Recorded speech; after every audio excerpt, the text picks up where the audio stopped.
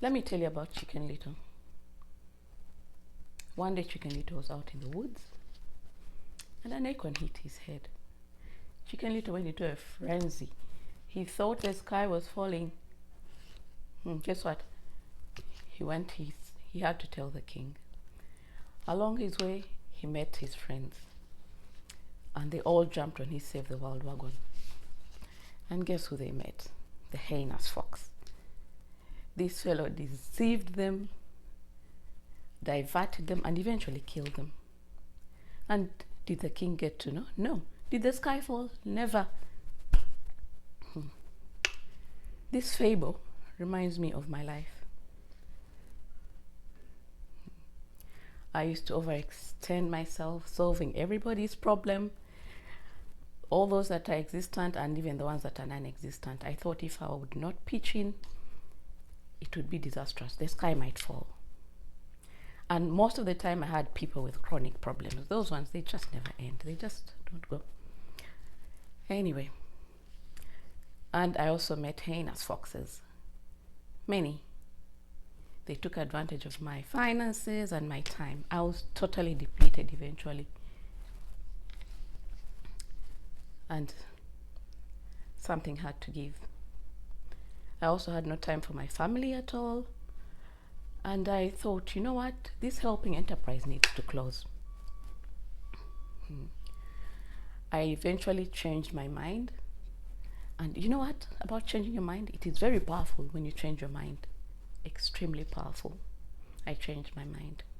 I decided to live free of stress and anxiety. And all the issues I had about my health, I had heart issues, I had my eyesight, I had blood vision, I had inflammation.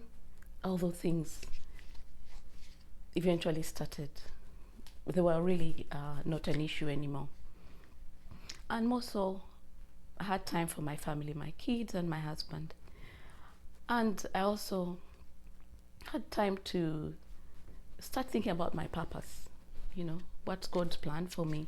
I had that time to really think and start doing what God wants me to do for him. And you know what?